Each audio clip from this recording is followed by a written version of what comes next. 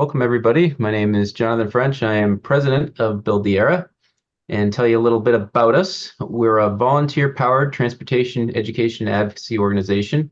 We're committed to making the Department of Transportation, the U.S. Department of Transportation's role in American movement understood by citizens, activating them to engage for smart and equitable investments by state and local DOTs, and for better multimodal planning in their communities. We're also an Allies and Action partner of USDOT in support of the National Roadway Safety Strategy. And we thank you for being here to contribute to the attainment of our mission, vision, and living those values. And today, we're excited to welcome Isaac Huffman, the Mount Vernon, Washington Library Director, to tell us about the new multi-use Mount Vernon Library Commons infrastructure project and how community input, local advocacy, hard work, and perseverance helped make that all happen. The $53 million project is a catalyst for economic development in the Cascadia Innovation Corridor along Interstate 5 between Seattle and Vancouver. And Mount Vernon is a town of approximately 35,000 residents, and it just recently won a $12.5 million USDOT Bipartisan Infrastructure Law grant to install 78 electric vehicle charging ports. And with that grant, this project is now 100% funded. Isaac's son Elliot also created social media videos speaking directly to Secretary Pete and USDOT's goal to see that infrastructure contribute to a greener country for future generations. So before I turn it over to Bill, just let folks know just a little bit of housekeeping. We do have the chat down there. So anytime during the presentation here, feel free to put questions in there, and we will answer those at the end of the presentation. So with that, I'll turn it over to Bill Bagnall, our Vice President, and to Isaac. Great. Well, thank you, Jonathan, and thank you again to everybody that is here tonight. We really appreciate your time, and we're really looking forward to this discussion. This is something unique, and I will try to keep my talking to a minimum so that we can hear from our guest. As you know, Isaac is the director of the library, the Mount Vernon Commons project, and we're going to get right into that. But Isaac, if you don't mind, before we jump into all of the hard hat stuff, do you mind just telling us a little bit about you and your background? Yeah, absolutely. So, as a library director, you may not associate me with a transportation kind of person, but, it's one of the things that has come with this role. I started my career as a medical librarian and worked for many years through many different job titles. Until eventually I kind of switched gears and became a public librarian. One of the things I learned about being a public librarian is that it's a job where you just take on as many hats as you possibly can, because it needs everything and anything. And that's why I became associated with the Mount Vernon Library Commons project. As we did our strategic planning as a city, I realized that there's a bunch of roles that just sort of needed to be filled inside of the project itself, and I just became more actively involved. It doesn't hurt that the project also has a library, so I have a future home. And if all things go well, in a couple of months, my very first office, I'm actually in a kind of conference room / 3D printer / storage room, as we currently talk here today. And so it's been a wonderful experience to be a part of this project and to kind of take on more hats than just a librarian's. Great. Well, that's fantastic. Well, speaking of hats, why don't we jump right into telling folks, give them a little more scope on what exactly is this Commons project? All right, sounds good. I'm going to share some slides here for just a second, just to kind of give everybody a little bit of detail about the project. It's a complicated project, and so I'll try to be brief, but it'll take a minute or two to get it all done. And we will go into presentation mode here in just 1 second. Everybody see that okay? Yes, I can. All right. So kind of quick heads up. Where are we and what are we doing? So we're here in Mount Vernon, Washington, kind of halfway between Seattle and Vancouver, BC, a wonderful part of the country. If you Google us, you'll, our project itself has been started right here next to where the first settlers came in 1870. For you on the East Coast, you'll notice that all of the West Coast is fairly young, but our area especially didn't really have many people in it until the 1900s. So, as far as an institution, we're one of the oldest in the city, dating back till about 1908 when the Civic Improvement Club started an organization to better the lives of individuals. And that kind of philosophy has extended into the project we're doing here today. If you Google us, you'll learn two things, one of which the city of Mount Vernon is known for tulips, and two, we're one of the places an I-5 bridge fell into the water and caused amazing amounts of havoc. That was probably our biggest and first exposure to dealing with federal parties and doing construction on a mass scale on a short timeline. But it was a really good learning lesson for the city that we can work well with federal partners and really accomplish big things. Because that bridge fell into the water, and in a few months it was back and functioning again. So when disasters like that happen, federal response can really be key.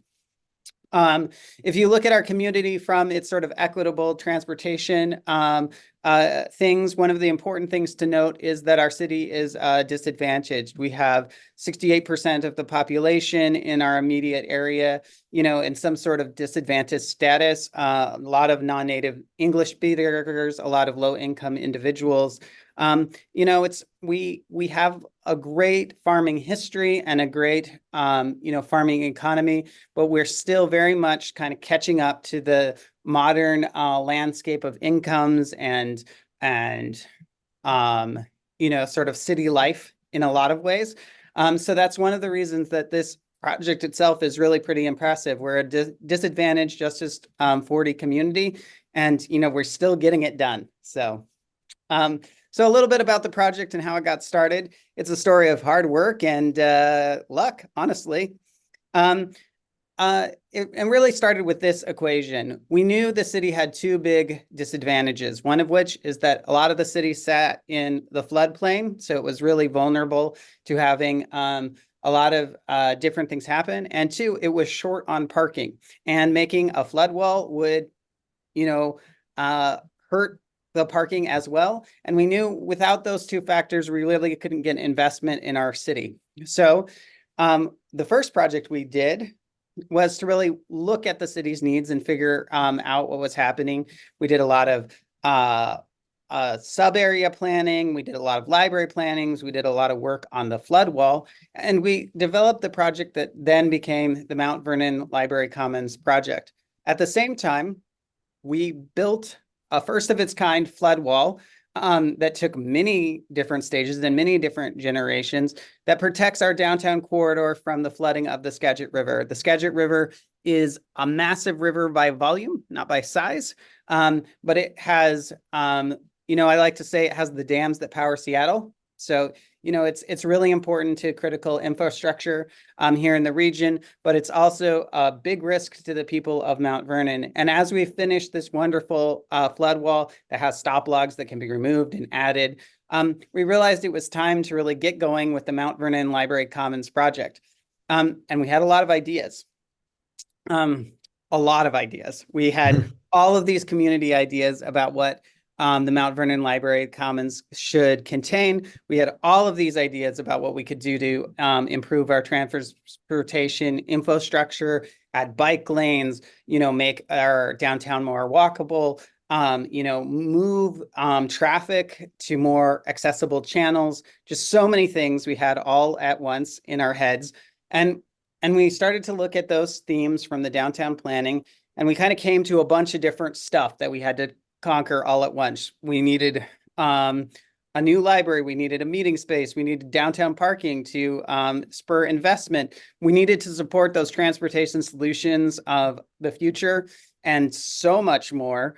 And we had this decision point that came in about 2020, one of the only good things I think that came out of that pandemic year, to really figure out what to do about all of these needs. And I think the city and the city council and the mayor at the time really made the courageous decision that we're just going to try to do absolutely as much of it as possible in a single structure at one time. And that made a really expensive, really complicated project come into existence. And I mean really expensive, as in the library itself has a budget of about $1.2 million when we were starting this project. And we were like, hey, let's build something that's $53 million. Do you know? The disposable cash for the entire city isn't $53 million. It's not even close. We had no savings, no sort of backup reserve, no great humongous tax base or anything like that. We just had this long list of needs. And we decided to do as many of them as we can. And the city decided to move forward, knowing that there's a lot of different places to get funding, but the hardest thing to fund is something that no one believes in. And the easiest thing to fund is something that everybody has a stake in it somehow. And so we created a structure that had a public library, community center, a commercial kitchen. It had 269 parking slots for downtown, of which there are 76 plus EV charging stations. That number, we're pretty sure, is the largest publicly accessible EV charging station in the country. When we finish completion, we have 7 specialty EV bike lockers. We have transit oriented in our development. Not only are we right next to an Amtrak line, right next to a transit station, but the building itself will be a transit stop for our flyer bus and a lot of other things. There will also be an entirely electric construction. It will be the first publicly bid passive house building. And we also decided to, up our game and have really great global warming reduction concrete mixes. So that's just kind of some of the things we tossed in there. There are tons more that we tossed into the building of this building, just trying to meet as many needs as we could for our community in one project. So a couple of highlights just to kind of think about. One of which is we really took this attitude that the structure should be a resiliency center, and there's a lot of different things that we added in there. But we decided that, one of the things that will be needed in this changing world and changing global environment is a structure that can withstand a lot of different events and be a community shelter when needed. So we really took that approach. And there's a bunch of things inside for heat and temperature management, but really that principle of resilience as sort of the core of the project is something that we've held true throughout the many different steps. And trust me, when it comes to getting funding, being resilient is one of those cores you have to hold pretty close to the heart. But really, we moved from that position of resilience on outwards to the services we can provide. And that was really important to us. Another thing I just mentioned was Passive House.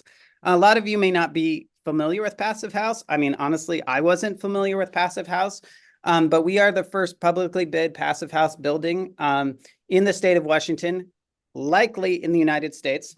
And what Passive House is a true energy efficiency standard. We hear a lot about LEED and LEED Platinum, and those are energy efficiency standards that take into account lots of other elements. But Passive House in its core is trying to get the best insulated envelope that you possibly can for a building. So in terms of energy use, current libraries use about 66. Current Washington State Energy Code, which is basically LEED silver, LEED gold right in there, would use about 47. And our building way over there on the end is going to use almost nothing as far as its energy consumption. The building that is that we are currently in uses more energy for half the square footage than the building that we're moving into.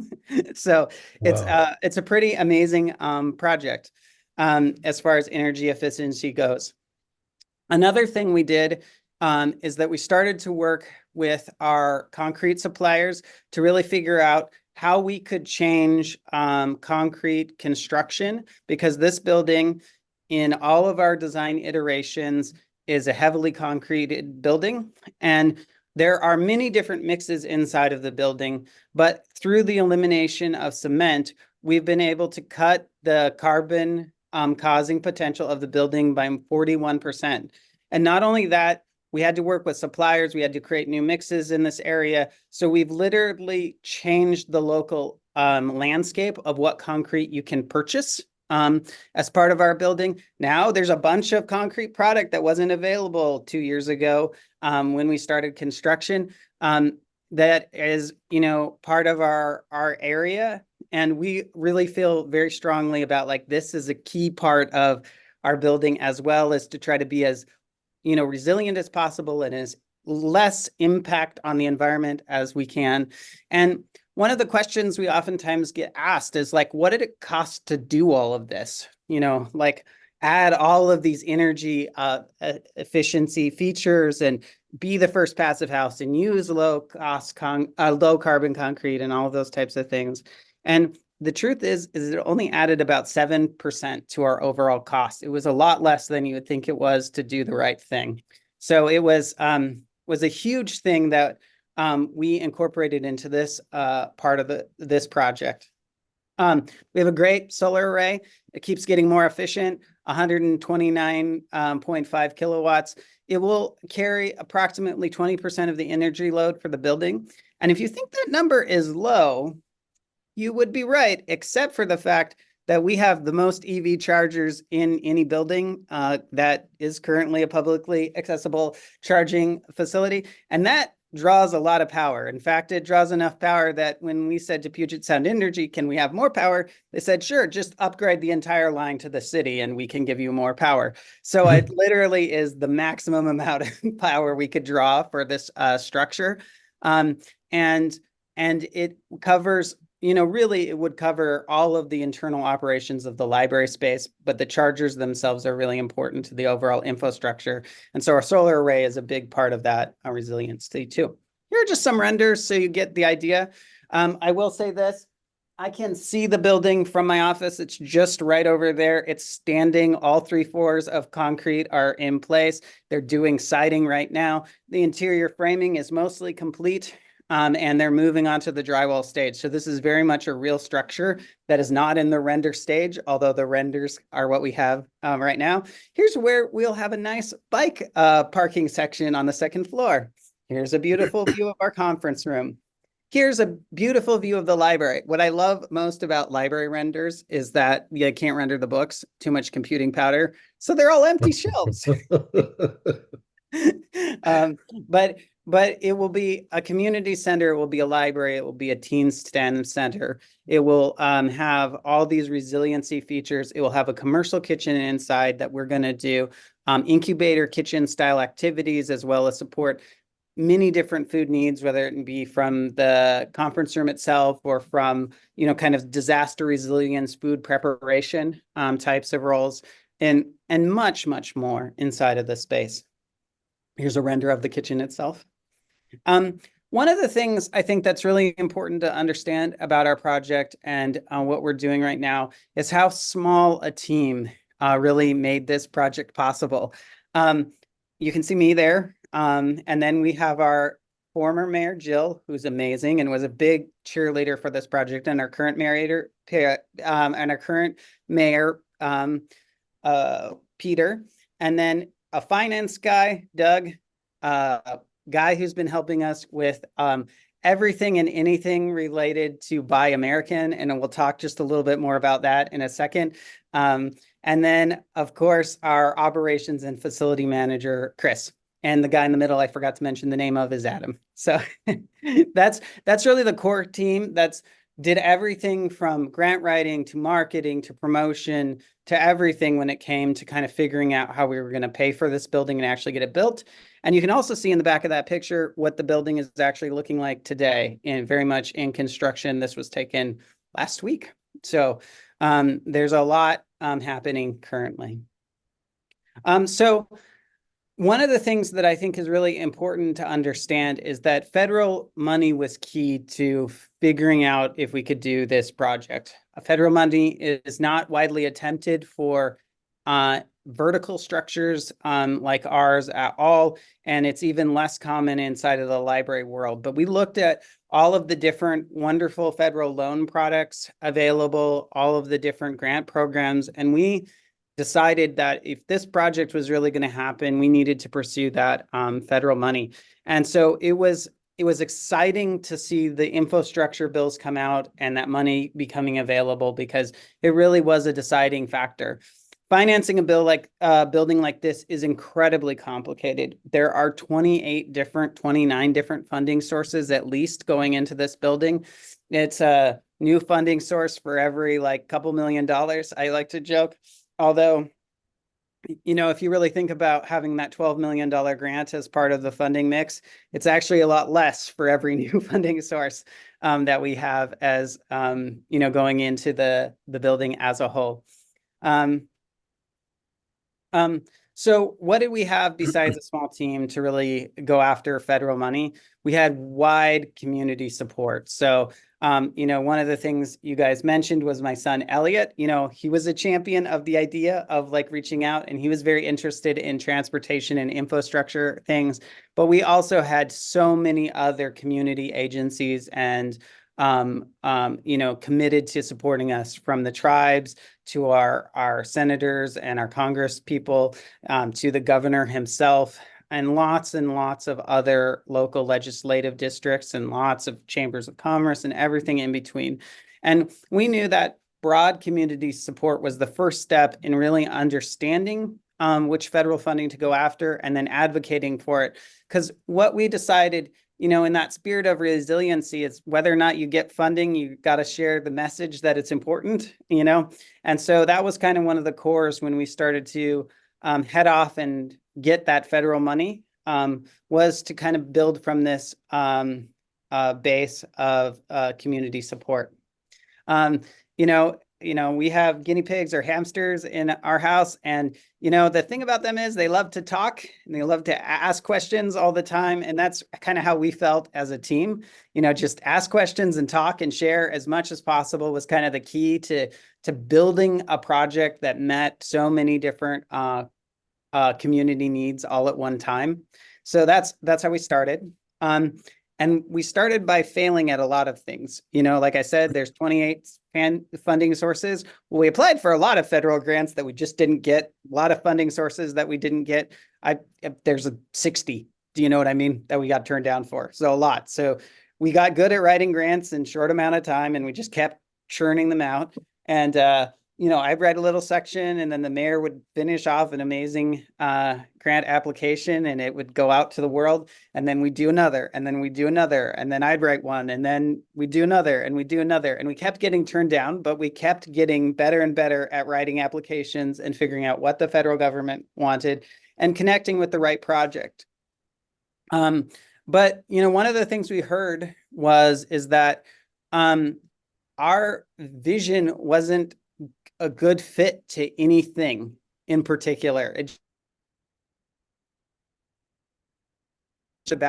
We could have got that. Do you know what I mean? There's funding for bridges. There's funding for train tracks. There's funding for transportation elements that people stop at. There's funding for certain types of parking garages. There's funding for certain types of community centers. But funding for all of those things together is really something that's new and innovative and hard to get from the federal government. They loved our project when we would share information about it, but it was hard to line things up and actually get the funding. But we part of being resilient is being persistent. So we kept being vocal and asking questions. And we started to have some successes. Local and state money started to come very quickly. Like I said, our governor was very supportive, and we ended up in the governor's budget one year, and we got some funding that we needed. And we started to be able to tell our transportation story about how a transportation structure that meets, biking needs and parking needs, and connects people with a place to stay while they're charging a car, waiting for an Amtrak train, or, waiting for a bus is a really good thing to have right in the neighborhood. And we continued to tell that story about how you needed to have more than just a place to sit down, but you needed to have services, and you needed to have, really a true sense of community if you were going to have a waiting space in a transit hub. And we started to tell that story about how important this was, not only for our own community, but for those communities around us, in establishing what green construction and green environmental, sort of projects could look like. And we also, really wanted to play it forward for the climate. As I said, there's a lot of people of all different parties around here, but one thing that I think everybody will agree on is that having good weather is really important for farming, and having a stable weather supply is a really good thing. And so I think as much as people may, have different views about man-made global warming and other types of things, the truth is that everybody wants to do the best they can for their local environment. And we just kind of kept playing off that feeling as well. So we came up with a funding mix, and it started to work. And we eventually got to a pretty successful place. We got some great HUD funding and budget funding. We got some great state funding. We had a lot of city funding that we could tap from different places, where every utility fund is paying for something, whether it be sewer putting in the sewer pipes or fiber putting in the fiber. We did as much as we could. And then we also, had a lot of like private philanthropy and donors and other things kind of come together. But, the last element for us really to crack was that federal funding mix. And so we are really hopeful now that we've got that federal grant that we'll be able to change that funding mix and really have a project that is truly, extraordinary in its kind of mix that lowers the burden on the city, but also still provides those great benefits. So let me talk a little bit about federal funding, because it's the most interesting and amazing story, and very exciting to get such a big grant, but also very complicated. So our first thing we started off with was USDOT Build America TIFIA loan. And we have not yet finally signed the paperwork for this loan, but we've been working on it for more than a year and a half, right? It's been a really long time. But the key thing about that loan is that we have financing from the state that comes as part of a tax rebate, and local funding that comes as part of a tax rebate. And we can use that money to make, we can get a loan to make that money go farther. And the federal interest terms and this program in particular were like amazing. It turned like $17 million into $22 million worth of like usable funds. So it was really an important project piece for us, and it really aligned well with our project as a whole. But we had a unique problem that we discovered with this loan, which is that this is a federal Highways Administration loan product, and it has to comply with the rules of Buy America, which is a little bit different than other loan projects in other federal departments, because it focuses almost exclusively on steel.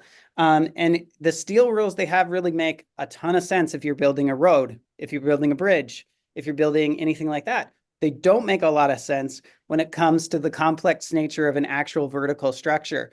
We found that you can buy American-made elevators, but when it comes to the steel cables that support them, there's only one manufacturer that distributes to all the major brands. When you buy EV chargers, you can get, an outside steel case that's made from American-made steel, but the charging cables themselves, who knows where that steel comes from? Your HVAC has a piece of steel in it that who knows where it came from?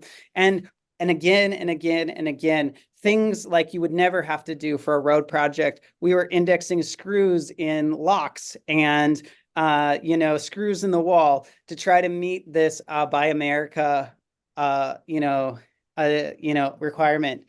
And we realized we had to get a Buy America waiver. We had, when all things were said and done, about $300,000 worth of stuff that we couldn't guarantee was American made. It was really de minimis in terms of the building itself.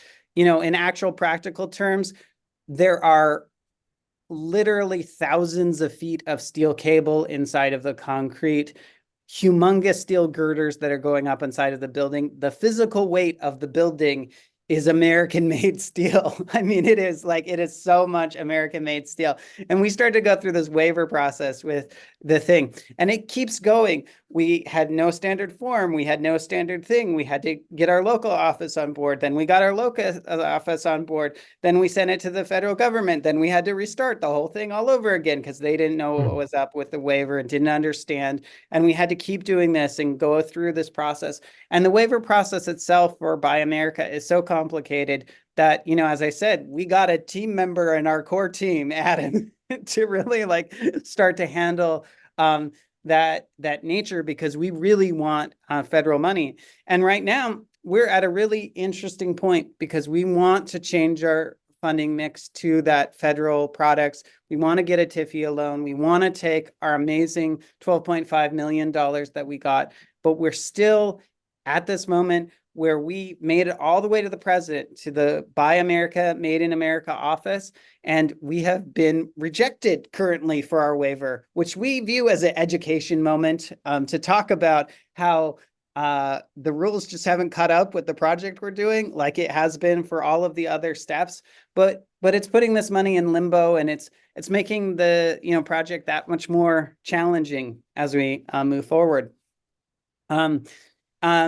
And we're also running on the clock because we've been building this structure now for 2 years, and it's going to get done in June, whether or not we want it. So we need this waiver because we need to spend that money. It's around the kind of door. And that's, as much as we're we are optimistic that building is getting done one way or another, we're gonna finish it, but we really want to have that federal money be a part of it. And what we've learned is that we made a couple assumptions early on. We're a small city and we have 6 people, and one of the advantages of being a small city with 6 people really like championing and doing a project is we can move fast. We can make changes, we can adjust, we can move forward, we can spool up something, and we can, go forward. And the federal government is the opposite of that. Mm-hmm. They are big, and it takes them a long time to build momentum and to build speed. And, if that's one thing I would say as a takeaway from, a project, is ask for what you want, but get involved as early as possible with your federal funding sources, because they take a long time and those processes are a big deal. And that's where advocacy and getting the message out about what you want is as early as anything, types of things. Another thing we learned is that it is really hard to do a project that's innovative because the federal government is very good at being responsive to needs. It's harder to figure out new needs into the future. There aren't really the programs that are available for communities who want to try the most cutting edge new thing possible. And so we're always, kind of thinking about those things and how to improve. But honestly, despite our challenges, despite our difficulty with funding, despite all of that, we've been really grateful to have that federal funding in the mix. And we've been really excited to build these relationships inside the USDOT, inside of the current administration, to educate about how a small communities like ours can really make a big project. And so we're super excited, but also, just a little bit worried, about that federal component. And with all that said and done, we're really close to substantial completion. It's probably going to happen in June, and we'll be open to the public in July, and we'll have this amazing new project available to all. So, just a little quote. All right. So I wanted to make sure we had time for questions there. So what questions do you have for me? Fantastic, Isaac. Wow. I was super impressed at reading and talking to you ahead of time. And 100 times more now after hearing your presentation. And there's some really great questions here, and I'm gonna get to these really quickly. But something you said, and I believe Mayor Boudreau's on with us in this call, is, and I'm paraphrasing, but you said initially that this was a parking garage, essentially. Yeah. And I believe if I understood correctly, and correct me if I'm wrong, that the mayor said, well, maybe we need to think bigger, and that way we get more people invested in this project, literally and figuratively. Is that correct? Yeah, literally and figuratively, we came to that conclusion that we had a $30 million library project, a $20 million garage, a $15 million need for conference space. We had all of these needs. And we came to the conclusion that it's the easiest way forward wasn't to do one need at a time, but was to try to figure out how to do as many needs as you could at once. And we did that thing to combine as much as we could. And we really looked at our city transportation goals too there. That's why we added so many EV chargers. I came up with our original number by literally counting the number of gas pumps in the town and just going like, we should replace them all. Like there should be a charger for every one of those, right? Okay. And we think that's really the future state of big construction. If you're going to be able to build something big, you are going to have more than one partner involved in it. And you're going to have more than one value case in your structure. And as opposed to having a not funded smaller project, the pathway forward is a bigger conglomeration project. I really think so. That meets as many needs as you can, because you get more funding sources, you get more parties involved, more stakeholders that see value in the structure, and you meet more needs all at once.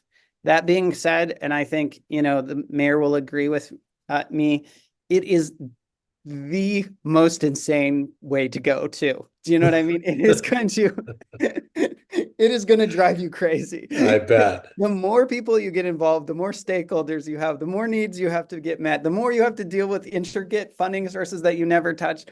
And I think you just have to look at it as maybe you can do one or two. And that's what you can do in a lifetime, because they're big projects, but I still think they're the right projects. Fantastic.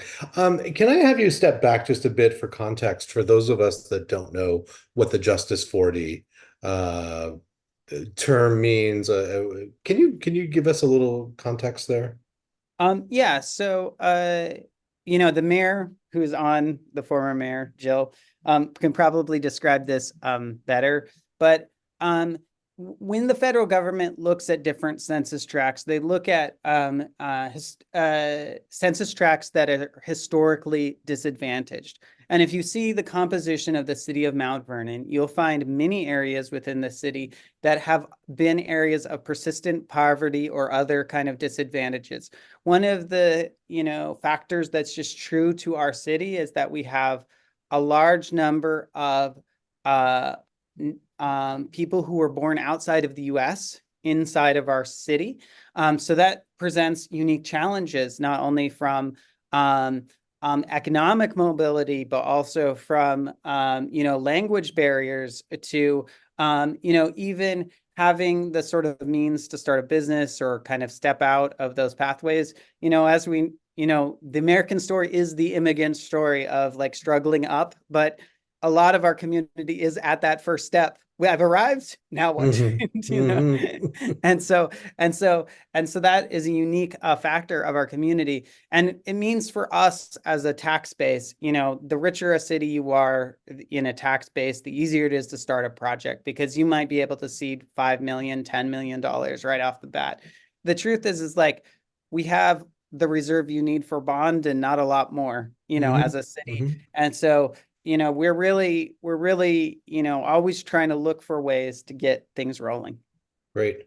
Let me ask you a few, we'll put our hard hats on here, a few construction related questions.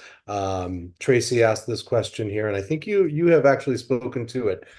You, if I understand correctly, looked ahead into the ever-changing world of EV charging technology and cables and all of that. Is that correct? Yeah. So, I mean, what is a core sort of principle of a resilient building is the ability to upgrade a building, right? And so when you talk about what we're doing with EV chargers now and what we're going to do with EV chargers in the future, we have thought about this very carefully in the construction of the building. So right now we're putting in 76 EV chargers, maybe a couple more if we can get it worked out. But the building itself is capable of putting over, I think over 200, but definitely over 150 chargers into the building itself, knowing that the future state will do that. We also know that battery technology and charging technology will change. So all of the physical units will have to come out, and we built the building in a way to swap. We've literally put electric conduit into pathways that we can access, and we've put enough space for conduit to be upgraded in the future. So we're thinking about that right now. The chargers themselves that are going in are very much dictated by federal standards as they currently are, because that's where our funding source is coming from. So they are to the current federal standards in every way possible. But we see that as charging grows, one of the key needs is always going to be large-scale charging facilities right next to interstates. If you look at the Norwegian or European model, that's where the draw is inside of the system. At airports and along major thoroughfares are the two places that chargers really get used beyond the house. Great. I want to ask you, as Susan had this question, and I had some thought about this too, in your brief overview of the filtration, the air systems, and so on. On the one hand, I can see where that would be very useful in in some sort of catastrophe, fires, and being able to sort of shut off the air to the outside. But the flip side is it feels like it's going to be a little stuffy.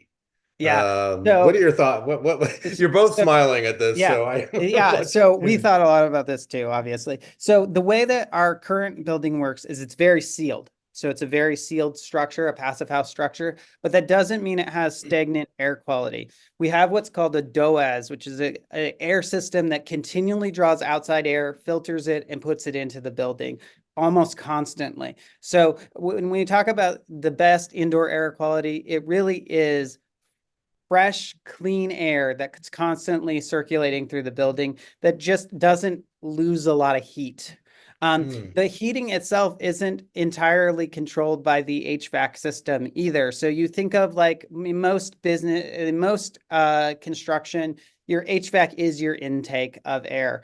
What we have actually is like a boiler system for heating and another system for cooling. So temperature and air are also sort of separate elements within the building. So that means that we're not reliant on that air exchange. The air exchange can focus first and foremost on quality air and not on making sure that it maintains ambient air temperature. Temperature, okay.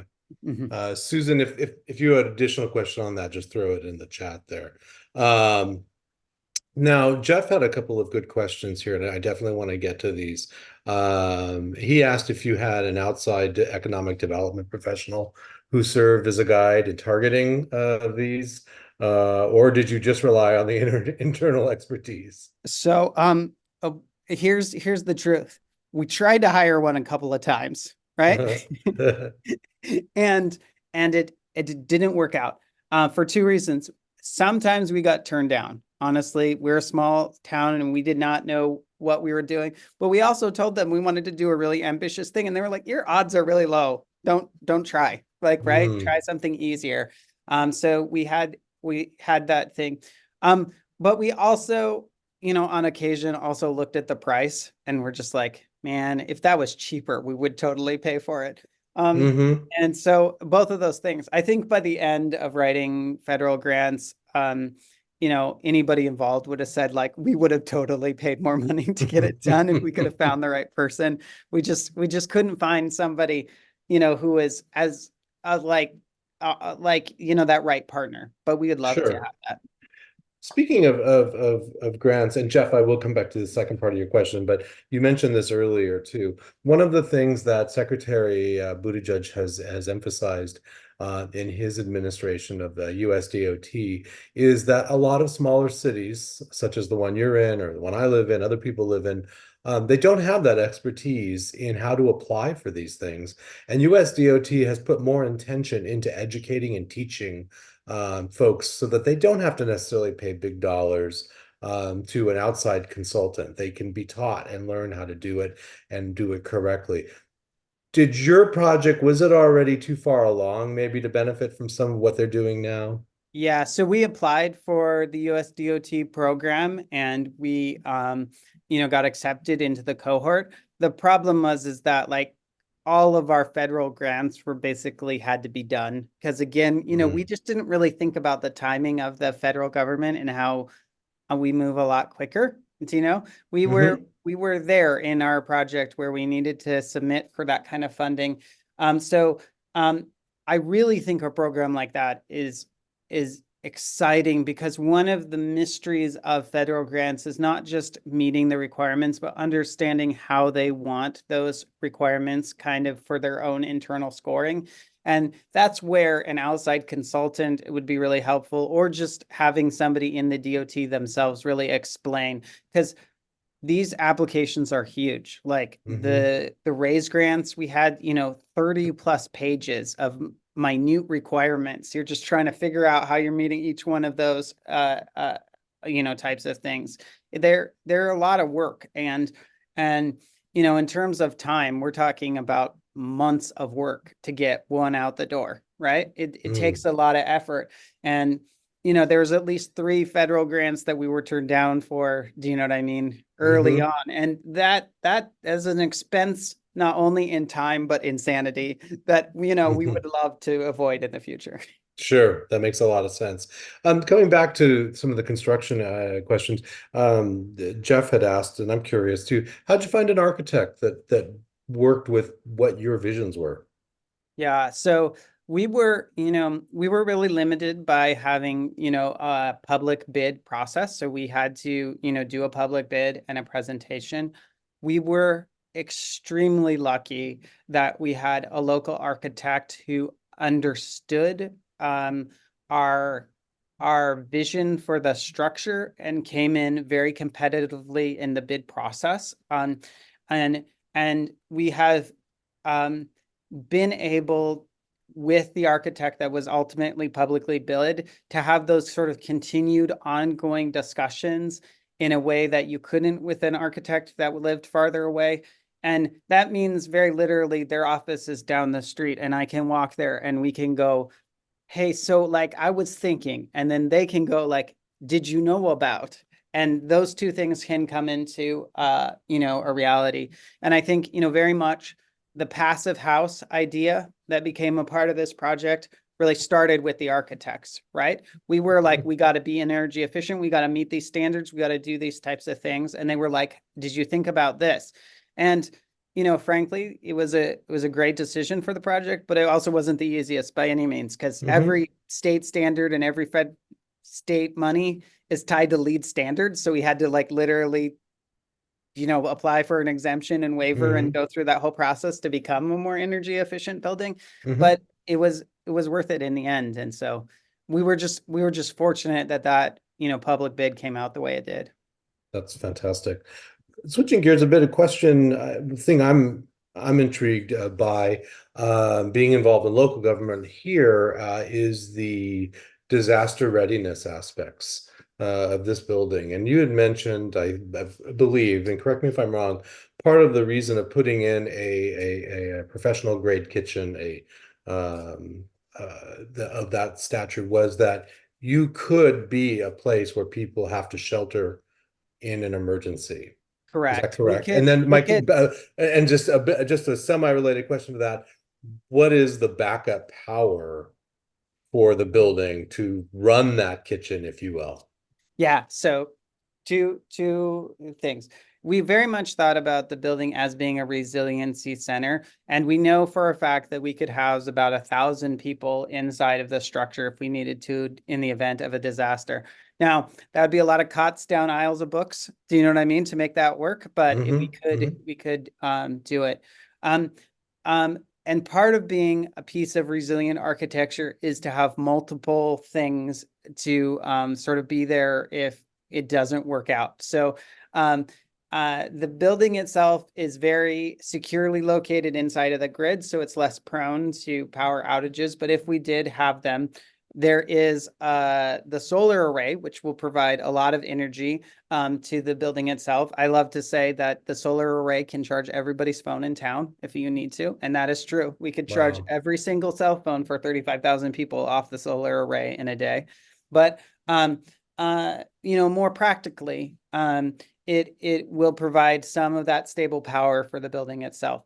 To supplement that, the best option we have currently is a physical generator. So we have a generator housing on the roof, and there will be a physical generator to supplement the operation of the kitchen. Long term, we're very interested in batteries as a storage option for that power, and just having a battery reserve. We hear a lot about using electric cars as backwards power units, and we think about that as a future state for the building too, potentially. But right now the best option is just a physical generator. Sure. No, that makes sense. You mentioned that there is a transportation component, whether you're waiting, I believe you said, for the Amtrak or the bus or the local DART service. Is there a housing component? Is there a transportation housing component to this project? So the key thing to understand about our downtown corridor is that we have a lot of multifamily homes in our downtown corridor, not a lot of parking. So what we have inside of our downtown corridor is lots of space for people to live, not a lot of places to store vehicles. As in, the average apartment complex here in downtown has 2 parking spots. Two for 30 or 40 apartments sometimes. The key need we were looking at as far as housing was, where do people put their cars and where do they charge them overnight, potentially for residents? And so we've been thinking about that, really to continue to support that more dense construction of buildings in the downtown corridor. And we're always just trying to figure out those next steps. We would love to, we've seen some other communities build parking, library, and housing all together. We have some housing supports, like I said, within the project, but we don't truly have any housing units, that's the next step for sure. Sure. And I ask that because that question is a lot these days in where your hubs, where we're trying to get working class housing, if you will, put in so that people then don't have to have a car. They know they get local transportation and they can live near that. So, and it's always great to live near the library to check out a DVD. So, or is that just me? No, I think it is too. I think, one of the things that's oftentimes miscalculated in our sort of larger transit plan is that idea of waiting people. Do you know what I mean? It's cool to wait for a bus, but a bus stop is a terrible place to wait, right? Yes. Like people are willing to do that. And so the more we can build places that are good to wait, the more people are likely to use public transportation in my mind, at least. Fantastic. Right. It is 4:56. I do want to be respectful of time. I do want to thank the mayor, who has been very kind in answering questions here. That is very cool of you. And we really appreciate that. She's a really cool person. Yeah, I can see that. And I do want to say to anyone that has questions that we were not able to get to during this conversation, please send them to buildtheera@gmail.com, and we will be certain to forward those along and can put you in touch with Isaac and Jill. And my last question, it's 4:56. I would be really remiss as someone on Team Pete if I did not ask this question. Will Pete be invited to the ribbon cutting? 100%. We want to invite him. Okay. And as I said, my son has been doing those little Team Pete videos. And although I couldn't get him to come tonight because he wanted to be in robotics club and wanted to, good for him. He placed 4th last week, and it was very exciting to him to come and say haha, I beat you to some people. But that's that's I like that spirit. Yeah, I like that spirit. He he and I and so many other people have been inspired by Pete and the department as a whole.